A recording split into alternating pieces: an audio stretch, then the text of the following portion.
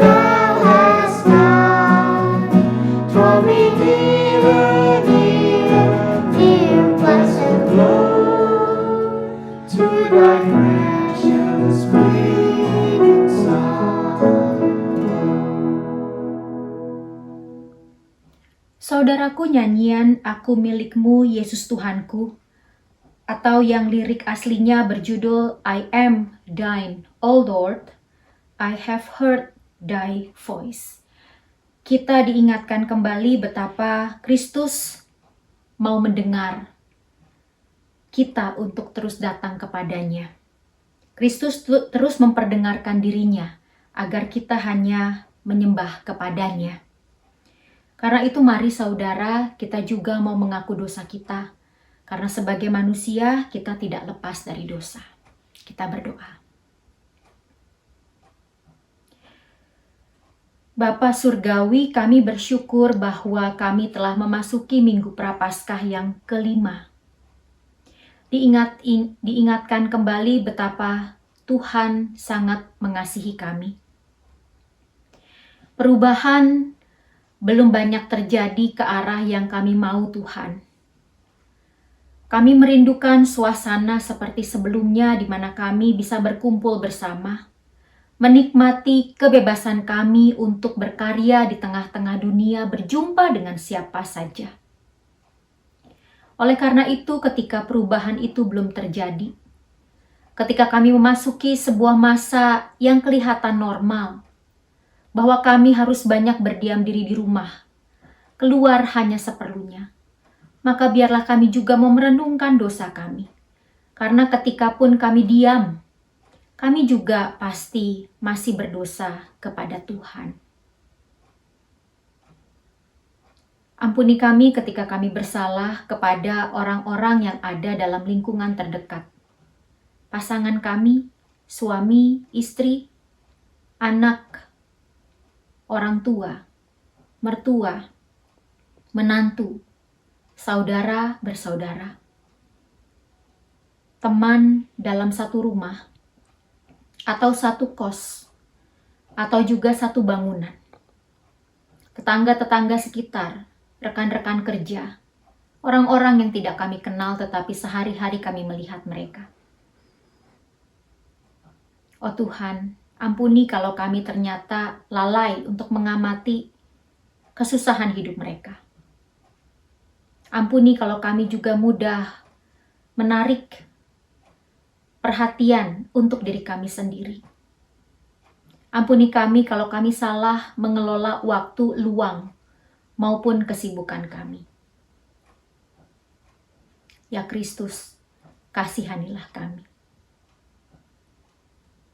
Di dalam nama Tuhan Yesus, kami berdoa, kami berseru. Amin. Nyatakanlah penyesalan dosa kita menyanyikan Maha Kasih yang Ilahi, Kidung Jemaat 58, bait 1 dan 2.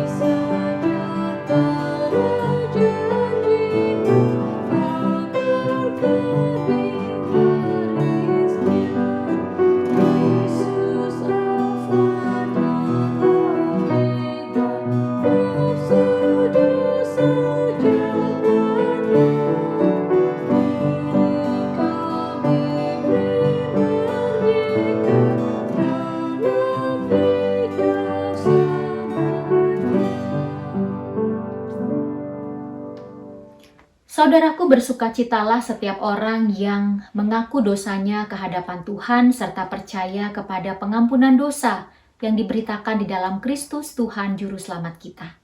Kita dengarkan Keluaran 23 ayat 25. Mari saudara, kita buka Alkitab kita baca bersama-sama Keluaran 23 ayat 25. Tetapi kamu harus beribadah kepada Tuhan Allahmu, maka Ia akan memberkati roti makananmu dan air minumanmu, dan aku akan menjauhkan penyakit dari tengah-tengahmu. Kita bersyukur saudaraku, kita punya Allah yang hidup, Allah yang senantiasa berkenan untuk menilik dan melawat kita. Karena itu marilah kita mau juga bersyukur bersama-sama dengan lagu Love Divine, All Loves Excelling.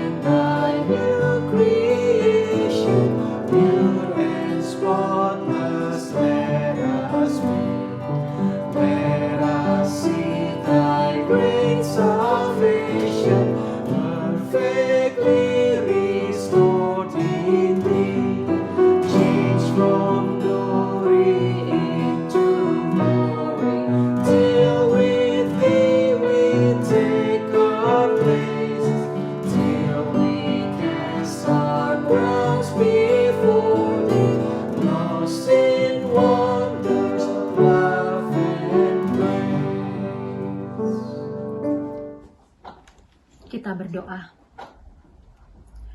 Ya Tuhan, kami bersyukur memasuki Minggu Prapaskah 5 ini. Kami dikuatkan untuk tetap berpengharapan di dalam Engkau, Kristus, Tuhan dan Juru Selamat kami. Kami mau membaca Alkitab, biarlah firman-Mu memberikan kekuatan, supaya kami disegarkan, dan kami juga diingatkan untuk berbagi. Kekuatan dan kesegaran itu bagi dunia, di mana kami hidup dan berada. Di dalam nama Tuhan Yesus Kristus kami berdoa. Pembacaan Alkitab sore ini diambil dari kitab Yohanes pasal 11 ayat 1 sampai dengan 16. Lazarus dibangkitkan. Ada seorang yang sedang sakit, namanya Lazarus. Ia tinggal di Betania, kampung Maria dan adiknya Marta. Maria ialah perempuan yang pernah meminyaki kaki Tuhan dengan minyak mur dan menyekanya dengan rambutnya. Dan Lazarus yang sakit itu adalah saudaranya. Kedua perempuan itu mengirim kabar kepada Yesus. Tuhan, dia yang engkau kasihi sakit. Ketika Yesus mendengar kabar itu, ia berkata, penyakit itu tidak akan membawa kematian, tetapi akan menyatakan kemuliaan Allah. Sebab oleh penyakit itu, anak Allah akan dimuliakan. Yesus memang mengasihi Marta dan kakaknya dan Lazarus.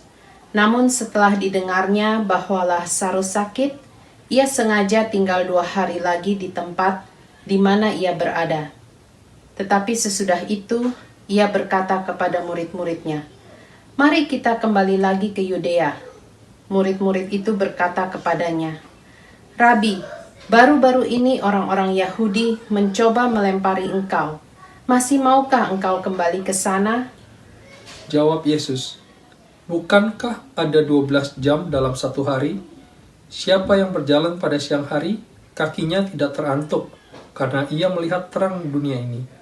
Tetapi jika seorang berjalan pada malam hari, kakinya terantuk, karena terang tidak ada di dalam dirinya. Demikianlah perkataannya, dan sesudah itu ia berkata kepada mereka, Lazarus, saudara kita, telah tertidur. Tetapi aku pergi ke sana untuk membangunkan dia dari tidurnya. Maka kata murid-murid itu kepadanya, Tuhan, kalau ia tertidur, ia akan sembuh.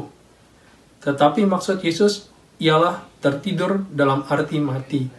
Sedangkan sangka mereka, Yesus berkata tentang tertidur dalam arti biasa. Karena itu, Yesus berkata dengan terus terang, Lazarus sudah mati. Tetapi syukurlah, aku tidak hadir pada waktu itu. Sebab demikian lebih baik bagimu, supaya kamu dapat belajar percaya. Marilah kita pergi sekarang kepadanya. Lalu Thomas, yang disebut Didimus, berkata kepada teman-temannya, yaitu murid-murid yang lain, marilah kita pergi juga untuk mati bersama-sama dengan dia. Maka ketika Yesus tiba, didapatinya Lazarus telah 4 hari berbaring di dalam kubur. Betania terletak dekat Yerusalem kira-kira 2 mil jauhnya. Di situ banyak orang Yahudi telah datang kepada Marta dan Maria untuk menghibur mereka berhubung dengan kematian saudaranya. Ketika Marta mendengar bahwa Yesus datang, ia pergi mendapatkannya, tetapi Maria tinggal di rumah. Maka kata Marta kepada Yesus, Tuhan, sekiranya engkau ada di sini, saudaraku pasti tidak mati. Tetapi sekarang pun aku tahu bahwa Allah akan memberikan kepadamu segala sesuatu yang engkau minta kepadanya. Kata Yesus kepada Marta, saudaramu akan bangkit. Kata Marta kepadanya, aku tahu bahwa ia akan bangkit pada waktu orang-orang bangkit pada akhir zaman. Jawab Yesus, akulah kebangkitan dan hidup. Barang siapa percaya kepadaku, ia akan hidup, walaupun ia sudah mati. Dan setiap orang yang hidup dan yang percaya kepadaku tidak akan mati selama-lamanya. Percayakah engkau akan hal ini? Jawab Marta, ya Tuhan, aku percaya bahwa engkaulah Mesias anak Allah, dia yang akan datang ke dalam dunia. Dan sesudah berkata demikian, ia pergi memanggil saudaranya Maria dan berbisik kepadanya, Guru ada di sana dan ia memanggil engkau. Mendengar itu, Maria segera bangkit, lalu pergi mendapatkan Yesus. Tetapi waktu itu Yesus belum sampai ke dalam kampung itu. Ia masih berada di tempat Marta menjumpai dia. Ketika orang-orang Yahudi yang bersama-sama dengan Maria di rumah itu untuk menghiburnya, melihat bahwa Maria segera bangkit dan pergi keluar, mereka mengikutinya karena mereka menyangka bahwa ia pergi ke kubur untuk meratap di situ. Then when Mary came where Jesus was and saw him, she fell down at his feet, saying to him, Lord, if you had been here, my brother would not have died. Therefore, when Jesus saw her weeping, and the Jews who came with her weeping, he groaned in the spirit and was troubled. And he said, Where have you laid him? They said to him, Lord, come and see. Jesus wept. Then the Jews said, See how he loved him? And some of them said, Could not this man who opened the eyes of the blind also have kept this man from dying?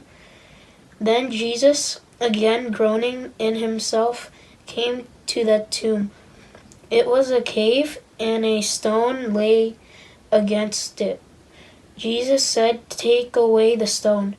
Martha, the sister of him who was dead, said to him, Lord, by this time there is a stench, for he has been dead for 4 days. Jesus said to her, Did I not say to you that if you would believe, you would see the glory of God? Then they took away the stone from the place where the dead man was lying, and Jesus lifted up his eyes and said, Father, I thank you that you have heard me, and I know that you always hear me, but because of the people who are standing by, I said this, that they may believe that you sent me. Now when I had said these things, he cried with a loud voice, Lazarus, come forth. And he who had died came out bound hand and foot with grave cloths, and his face was wrapped with cloth. Jesus said to them, Loose him and let him go. Then many of the Jews who had come to Mary and had seen the things Jesus did believed in him. This is the word of the Lord. Demikianlah pembacaan firman Tuhan. Berbahagialah saudara-saudara yang percaya kepada Tuhan, bukan hanya mendengarkan sabdanya. Saudaraku yang berhimpun di dalam kasih Tuhan Yesus, memasuki minggu Prapaskah kelima ini, bagaimana keadaan saudara? Dengan sengaja saya memilih tema kebaktian ini adalah ketika penyakit itu tidak mematikan. Mengapa? Yang pertama, karena kata penyakit itu sendiri. Setiap kali kita berdoa kepada Tuhan, setiap kali kita sedang bertegur sapa dengan teman-teman, juga termasuk teman-teman di sosial media, kita seringkali mengatakan, bagaimana kabarnya? Sehat-sehat saja ya. Tidak bisa, tidak sopan kalau kita mengatakan, kamu lagi sakit. Lalu kita memberikan kata-kata yang tidak menghibur. Oleh karena itu, kata penyakit, kita kalau bisa menghindarkannya dari kosakata pertemanan kita. Tetapi dalam teks ini nanti akan kita lihat bahwa ternyata kita sebagai orang-orang Kristen, justru di tengah-tengah sakit, Tuhan juga mau tetap dimuliakan. Lalu yang kedua, kata mematikan. Kata mati itu adalah sebuah kata yang juga tabu dalam masyarakat kita. Makanya kita orang Indonesia misalnya masih ada berperasaan bahwa kalau ada kematian tidak pantas pakai baju merah. Karena baju merah biasanya identik dengan warna-warna pesta, sukacita. Tetapi sebetulnya nanti juga mau kita lihat, apa arti kematian? Bagaimana Yesus menghadapi kematian? Dan bagaimana Yesus mengajar Maria, Marta, dan saudara-saudaranya tentang kematian? Saudaraku, memang teks Yohanes 11 ayat 1 sampai 45 tadi berbicara tentang kisah Lazarus yang dibangkitkan. Dan tokoh-tokoh lain di tengah-tengah cerita tadi ada Maria dan Marta. Juga ada murid-murid Yesus. Cerita tentang kebangkitan Lazarus ini adalah sebuah peristiwa mujizat yang dikerjakan Yesus sebelum masa-masa kematiannya datang. Dan kisah ini cuma ada di dalam kitab Injil Yohanes. Kitab Injil lain, Matius, Markus, Lukas tidak mencatatkannya. Jadi memang menarik bahwa penulis Injil Yohanes ini mau untuk menceritakan kepada jemaatnya apa yang sebetulnya dilewati pada saat-saat menuju dan di sekitar Yerusalem. Betania sendiri adalah sebuah kampung yang tidak jauh dari Yerusalem. Saudara-saudaraku, ada 4 kisah pembelajaran yang mau kita ambil dari cerita ini. Yang pertama, mari kita perhatikan apa yang terjadi di dalam ayat 1 sampai 16. Di situ diceritakan bagaimana berita tentang Lazarus yang sakit itu datang ke hadapan Yesus. Dalam ayat 3, kedua perempuan, Maria dan Marta, datang mengirim kabar kepada Yesus, Tuhan, Dia yang Engkau kasihi sakit. Tetapi aneh kalau dipikir-pikir, kenapa kok ayat 6 mengatakan setelah didengar Yesus Lazarus sakit, Yesus sengaja tinggal 2 hari lagi di tempat di mana ia berada. Saudara-saudara, respon ini adalah sebuah respon yang cukup keras buat saya. Apalagi para pendeta. Ada orang sedang sakit, sampai-sampai saudara-saudaranya datang ke hadapan Yesus. Minta didoakan, minta ditengok, minta didukung, tetapi sebagai pimpinan gereja, kita menolak untuk datang dengan sengaja. Memang kita bukan Yesus. Oleh karena itu, mari kita lihat lebih dalam lagi kenapa Yesus sendiri kok memilih respon dengan sengaja tinggal 2 hari lagi di tempat di mana Dia, Yesus, berada. Saudara, dalam bagian pertama ini pembelajarannya adalah kita mau melihat bahwa ternyata walaupun secara fisik Yesus tidak berada bersama dengan Lazarus, walaupun secara fisik Yesus sulit atau memilih untuk dengan sengaja tidak berserta dengan Maria dan Marta, dalam kisah ini Yesus tetap hadir di dalam rohnya, walaupun Dia tidak hadir secara fisik dalam tubuhnya. Disinilah kita belajar melihat bahwa Allah punya gambar yang jauh lebih besar daripada yang kita manusia lihat. Yesus punya gambar, punya pandangan yang lebih besar daripada yang Maria, Marta, dan saudara-saudaranya lihat. Dan Allah di dalam Yesus mengajar kita bahwa Allah selalu punya maksud yang mulia, walaupun di dalam hal-hal yang terlihat dengan sengaja ditunda. Saudara-saudara, ini menjadi sebuah berita yang menggembirakan buat kita. Di tengah-tengah ketidakpastian akan begitu banyak hal. Khawatir tentang pekerjaan, khawatir tentang orang tua, khawatir tentang sekolah anak-anak, khawatir tentang uang belanja, khawatir tentang bagaimana bayar uang sewa, khawatir tentang bagaimana bayar tagihan-tagihan bulanan, listrik, air, dan sebagainya di tengah-tengah situasi gaji yang mungkin juga mulai dikurangi atau berkurang. Saudara-saudara, mungkin kita letih, menunggu-nunggu Allah ada di mana. Tetapi dalam bagian ini, kita mau melihat bahwa Allah selalu punya maksud yang mulia. Walaupun di tengah-tengah hal yang kelihatannya sengaja ditunda.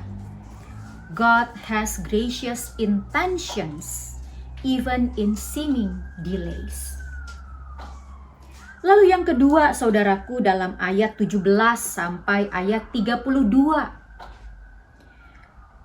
Dikatakan ketika Yesus tiba, didapati Yesus Lazarus telah 4 hari berbaring di dalam kubur. Saudara-saudara, berita-berita Yesus memulihkan orang-orang sakit, itu kita sudah tahu. Tetapi bahwa dalam bagian ini ternyata kisah Lazarus yang nanti akan kita lihat dibangkitkan itu, sebetulnya tubuh Lazarus sudah 4 hari berbaring di dalam kubur. Saudara-saudara, dan di situ dilihat bahwa banyak orang Yahudi telah datang kepada Marta dan Maria menghibur mereka berhubung dengan kematian saudaranya. Ketika Marta mendengar Yesus datang, ia pergi mendapatkannya, tetapi Maria tinggal di rumah. Dan Marta berkata kepada Yesus, "Tuhan, sekiranya Engkau ada di sini, saudaraku pasti tidak mati." Saudara-saudara, ini sebuah reaksi yang tentu wajar. Reaksi-reaksi yang juga menjadi reaksi kita sebagai manusia. Bayangkan saudara bahwa kita dalam titik yang terendah, titik yang terluka karena kita kehilangan orang yang kita kasihi. Saya pribadi bisa berelasi dengan pengalaman ini. Ketika kakak saya meninggal, ketika anak saya pernah dalam kondisi kejang. Walaupun saya tidak mampu membayangkan bagaimana sebetulnya perasaan Maria dan Marta dalam teks ini. Tetapi mau saya katakan adalah ketika kita menghadapi penyakit, ketika kita menghadapi ketidakpastian, ketika kita menghadapi sebuah kematian, maka tangisan, maka keadaan kemendesakan, keadaan merasa ditolak, itu adalah sebuah hal yang sangat manusiawi. Saya ingat bagaimana misalnya waktu hari-hari di mana kakak saya masih di ICU dalam ruangan intensif. Saya dan ayah saya walaupun kaki terasa tidak mampu berlari, tetapi kami berlari dengan sekuat tenaga kami ke sebuah rumah sakit pemerintah di Jakarta Pusat. Kami mencoba, kami terdesak untuk mencari, bertanya kepada ahli tenaga medis yang kira-kira bisa membantu kami. Apalagi yang bisa kami lakukan ketika jantungnya masih berdetak. Dalam teks ini memang Lazarus sudah mati 4 hari. Jadi bayangkan tangisan itu, saudara-saudara, pasti begitu dalam, melukai, karena mereka merasa kehilangan sosok yang mereka kasihi. Tetapi justru juga dalam bagian kedua ini, ayat 17 sampai 32. Kita melihat bahwa sebetulnya Tuhan Yesus tetap mendengar apa yang mereka rasakan. Tuhan Yesus juga tetap meratap, karena dia juga mencintai Maria dan Marta. Kepedihan, luka-luka mereka juga menjadi luka-luka dan kepedihan dia. Oh saudaraku, disinilah kita juga mari jangan pernah tinggalkan Tuhan.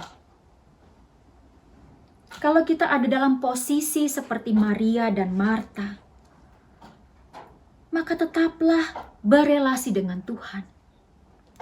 karena Dia tidak pernah berhenti untuk memperhatikan kesesakan dan tangisan-tangisan kita.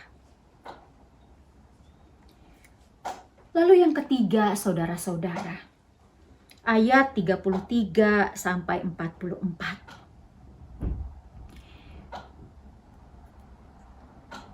Dalam ayat 34, di manakah Dia? Kamu baringkan. Jawab mereka, Tuhan, marilah dan lihatlah. Menangislah Yesus. Kata orang-orang Yahudi, lihatlah betapa kasih-Nya kepadanya. Saudara-saudara, bagi orang-orang pada saat itu, bahwa Lazarus sudah mati, itu adalah sebuah final farewell.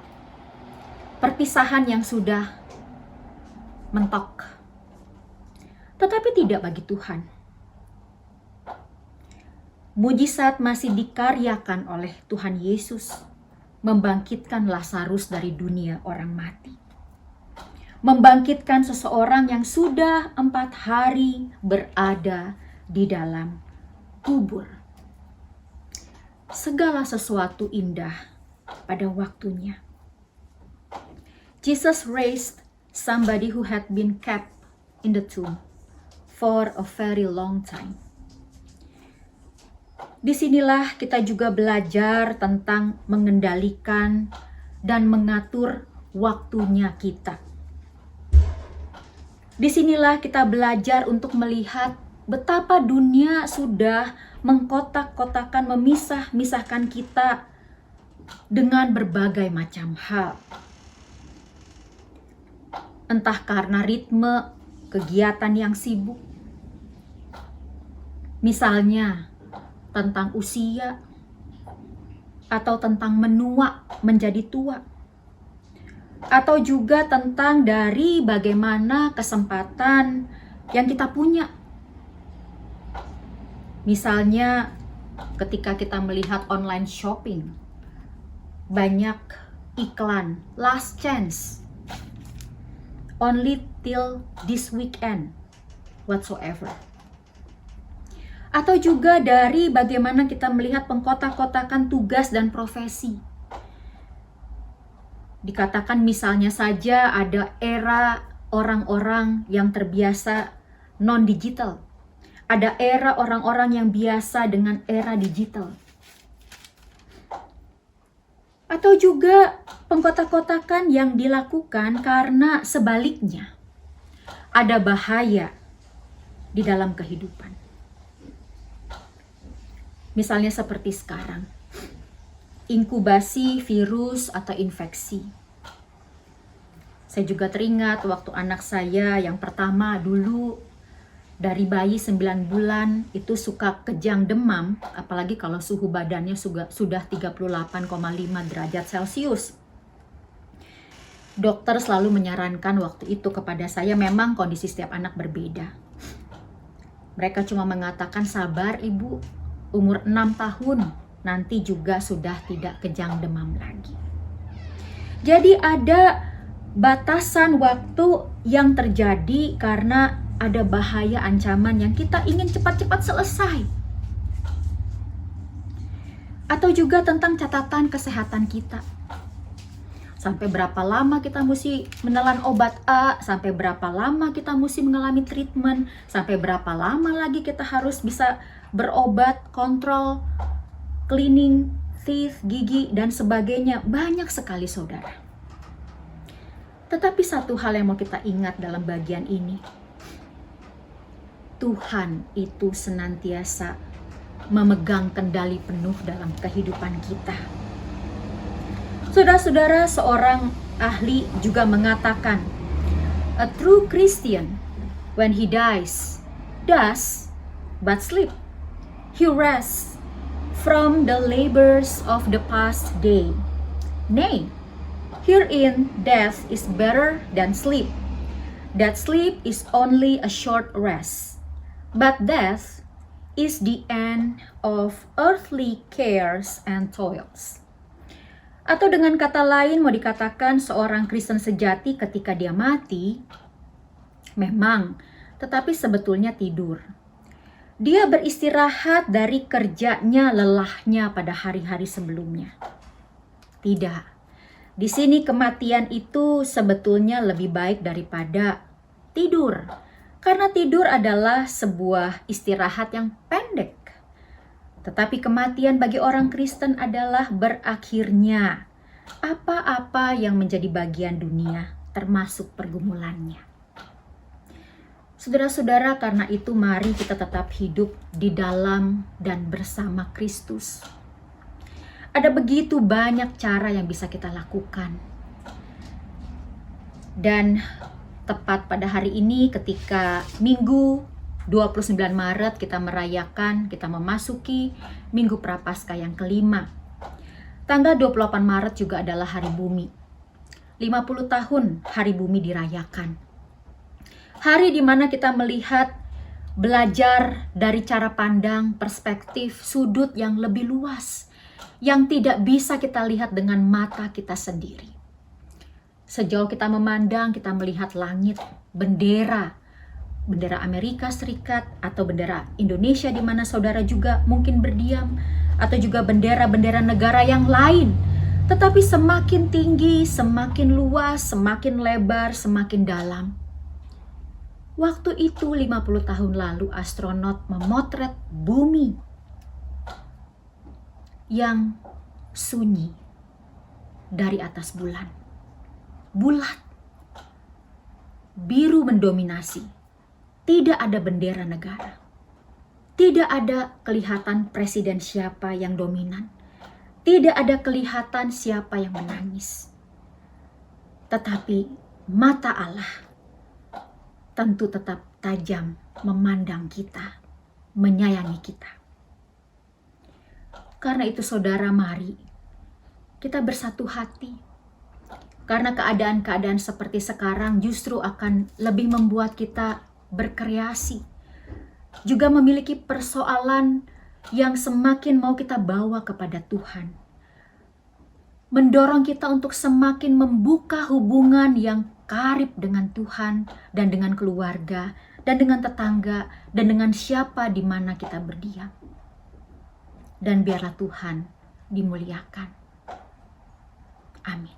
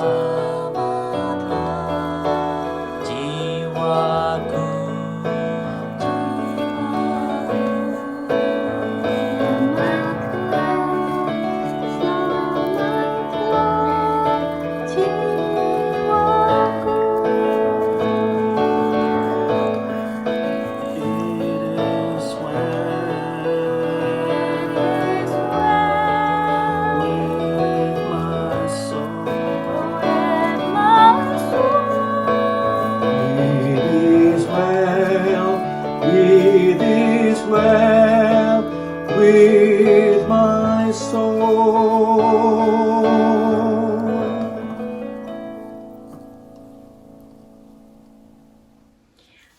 Saudara-saudaraku, marilah kita menaikkan doa syafaat kita. Lalu kita juga akan menutup doa syafaat kita dengan doa Bapa kami yang ada. Mari saudara, kita berdoa. Ya Allah, kami bersyukur bahwa tadi firman-Mu di dalam kitab Yohanes mengingatkan kepada kami tentang betapa kami punya Allah yang hidup. Bahwa Tuhan di tengah-tengah situasi yang sepertinya tidak berubah, di tengah situasi yang sepertinya biasa-biasa bahkan melukai dan menyakitkan kami, itu berarti bukan bahwa Allah berdiam, tetapi Engkau adalah Allah yang terus mengamati dan terus mengasihi. Bahwa Engkau juga ternyata bersimpati, bahkan Engkau mengambil bagian dalam penderitaan kami. Bahwa juga di tengah-tengah penderitaan kami justru belajar untuk melihat hal-hal yang dapat kami lakukan. Bahwa kami bertekun, kami bersabar, kami menjadi orang-orang yang semakin tegar. Karena itu Tuhan, di tengah-tengah kesusahan hidup, biarlah Engkau Allah yang selalu berkenan beserta dengan kami. Bersama kami juga mau berdoa sebagai jemaat gereja-Mu di muka dunia ini. Bersatu hati dengan mereka yang sekalian dengan kami bersama-sama bersimpuh mau menekuni jalan Minggu Prapaskah kelima. Kami mau untuk tetap bertekun dalam pengharapan di dalam kasih Tuhan. Dan sebagai jemaat GKI San Francisco, Tuhan pimpin kami selalu juga. Bersama juga dengan banyak saudara-saudara kami yang lain, mereka yang sedang sakit atau punya pergumulan, yang sedang membutuhkan treatment, yang sedang membutuhkan konsultasi berobat, atau konsultasi dengan tenaga atau praktisi kesehatan seperti dokter, atau juga yang memerlukan tambahan-tambahan kegiatan untuk melatih sendi-sendi dalam tubuh mereka, atau organ-organ tubuh yang lain. Atau juga bahkan mereka yang secara mental punya pergumulan Tuhan. Secara psikis sedang bertelut karena mereka punya masalah yang tidak dimengerti oleh orang lain. Yang sudah menahun, sudah mengeras dalam hati dan pikiran mereka. Oh Tuhan, Engkau adalah Allah yang maha lembut. Besertalah dengan mereka, pimpinlah mereka. Biarlah kami sebagai gereja Tuhan mampu untuk terus bersatu hati, menyatakan kasih, menyatakan kekuatan dari segala cara yang dapat kami lakukan. Kata-kata yang membangun, berpikiran secara positif, dan membangkitkan gairah untuk bersandar kepada Tuhan. Kami juga mau bersatu hati dengan bagaimana kami sebagai warga dunia berperang melawan virus COVID-19. Biarlah juga petugas-petugas yang ada di garis terdepan, yang menolong mereka yang memeriksakan diri, baik dalam pantauan maupun sebagai dalam dugaan. Mereka yang juga merawat yang sudah terinfeksi. Mereka yang juga terpaksa harus melihat kematian-kematian. Oh Tuhan, tolong mereka. Kami juga berdoa bersama dengan para praktisi kesehatan, tenaga-tenaga kebersihan, mereka yang juga bertugas di tempat-tempat publik, khususnya untuk menjalankan arus kendaraan umum. Atau juga sarana-sarana lain seperti tempat-tempat perbelanjaan untuk mencari makan atau memenuhi kebutuhan-kebutuhan belanja makanan. Oh Tuhan, tolonglah, besertalah dengan kami, bersamalah juga dengan mereka. Kami juga mau bersahati dengan apa yang terjadi di dunia secara global.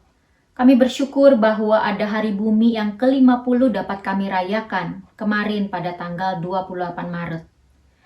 Itu berarti bahwa kami juga diingatkan melalui ilmu pengetahuan bahwa ada hal-hal yang tidak mampu kami pikirkan dan kami mengerti. Tetapi semuanya ada dalam kendali Tuhan. Karena itu biarlah ketika kami banyak di rumah, kami juga mau merenungkan bagaimana kontribusi kami terhadap kemajuan bersama-sama sebagai warga dunia dan sebagai sesama ciptaan Tuhan, makhluk-makhluk hidup. Agar udara yang bersih, kualitas hidup yang berkemenangan, karena menikmati akses-akses air bersih, udara bersih yang menjadi hak-hak kami semua sebagai ciptaan Tuhan, biarlah itu dapat kami hargai bersama-sama. Bagi yang sedang bergumul karena pekerjaan mereka, usaha-usaha mereka, Tuhan tolonglah, Tuhan tiliklah, Tuhan besertalah dengan mereka. Pakailah kami semuanya sebagai berkat juga, supaya kami bisa saling menanggung beban.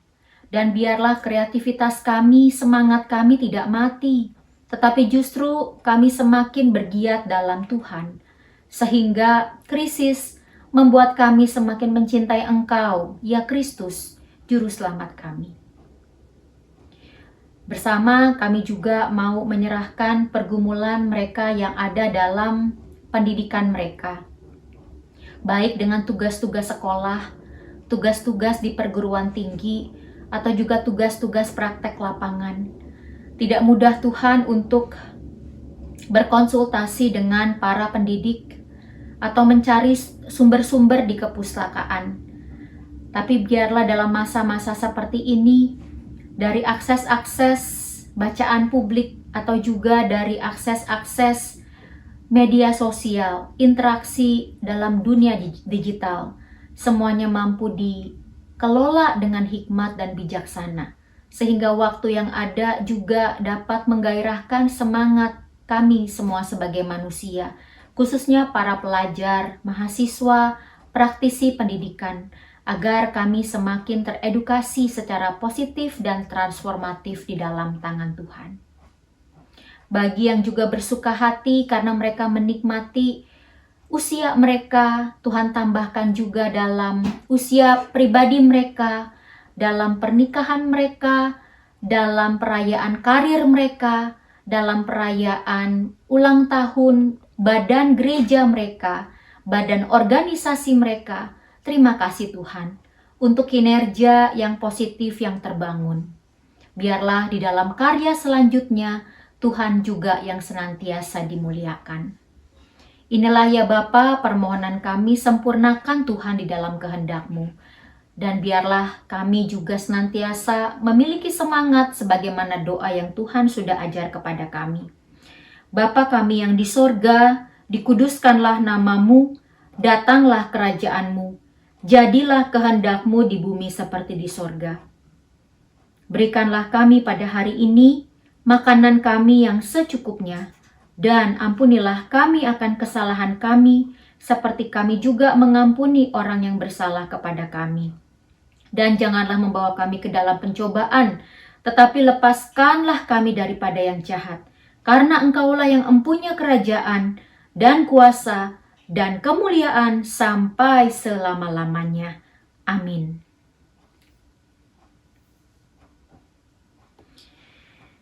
Saudaraku, mari dengan gereja di segala abad dan tempat, kita mau menyanyikan pengakuan iman rasuli, Kidung Jemaat 280. Aku percaya Allah yang kekal, yang oleh sabda kita kenal, Bapa pencipta alam semesta, yang mengasihi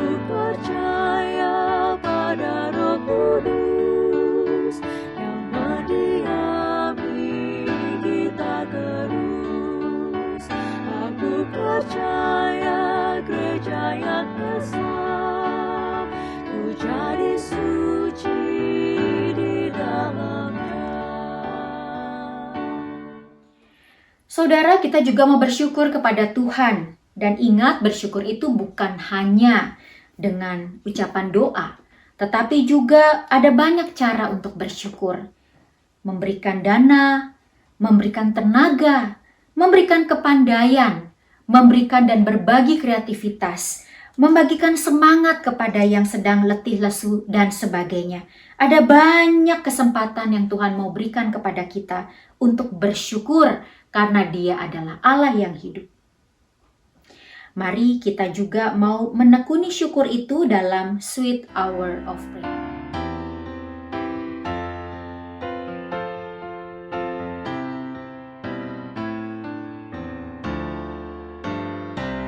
Sweet hour of prayer, sweet hour of prayer, that calls me from a world of care and bids me at my Father's throne, make all my wants and wishes known. In seasons of distress and grief, my soul has often found relief, and oft escaped the tempter's snare by thy return, sweet hour of prayer.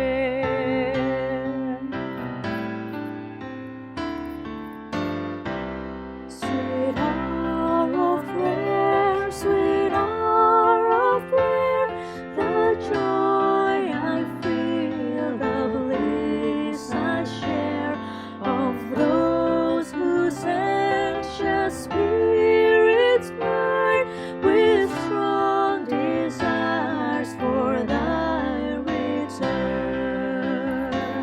With such I hasten to the place where God my Savior shows His face, and gladly take my station there and wait for Thee, sweet hour of prayer.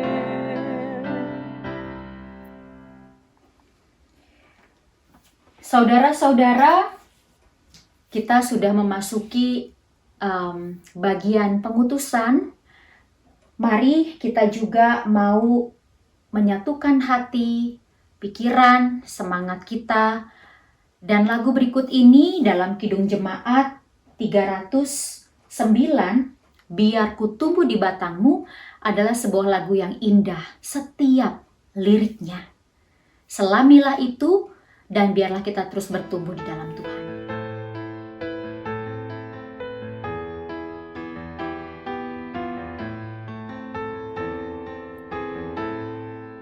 Biar ku tumbuh di batangmu, ya pokok anggur yang benar, supaya kau hidupkan daku menjadi ranting yang segar.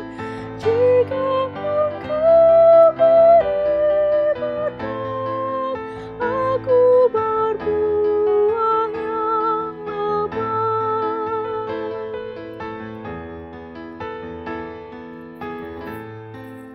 Tak mungkin aku kan mandiri, aku lemah di luarmu, hanya di dalammu sendiri, limpahlah hidup bagiku.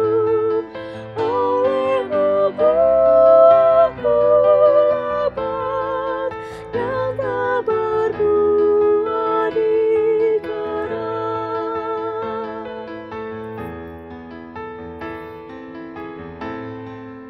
Denganmu saja ku bersatu, tak bercerai sesaat pun. Kasih-Mu pandu di jalanku, ku hidup oleh hidup-Mu.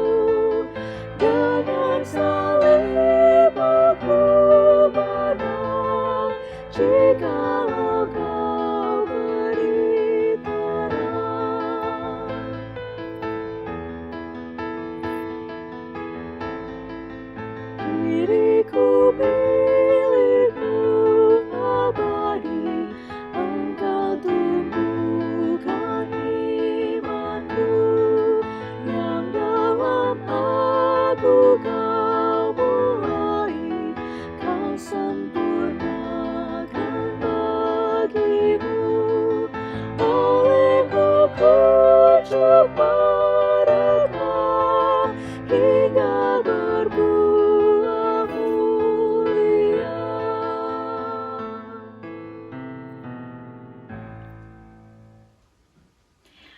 Saudaraku, tibalah saatnya kita untuk hidup nyata. Ingat, penyakit tidak mematikan. Karena justru di tengah penyakit, bahkan di dalam kematian sekalipun, Tuhan dimuliakan. Karena itu, biarlah dalam pengutusan hidup kita sehari-hari, kita tetap bertekun dalam Kristus dan terimalah berkat Allah. Anugerah dan damai sejahtera Allah Bapa, kasih Tuhan Yesus Kristus dan persekutuan Roh Kudus beserta dengan saudara dari sekarang sampai selama-lamanya. Segala yang sedang sakit pulih, segala yang berduka akan bersyukur, segala yang berpengharapan juga akan berbagi, segala yang putus asa juga tidak akan pernah mati. Karena Tuhan akan senantiasa beserta dengan kita, memakai kita untuk bersama dengan semua ciptaannya. Hosiana. Amin. Saudara-saudara, terima kasih sudah mengambil bagian bersama dengan kami dalam kebaktian Minggu Prapaskah 5 tanggal 29 Maret 2020 Jemaat GKI San Francisco. Untuk semua pihak yang sudah terlibat dalam rekaman ini, dalam siaran ini, kita bersyukur kepada Tuhan dan semua yang kiranya menyaksikan ini, biarlah juga dikuatkan dan kita pun semua semakin rajin untuk berbagi. Terima kasih. Amin. Hosiana.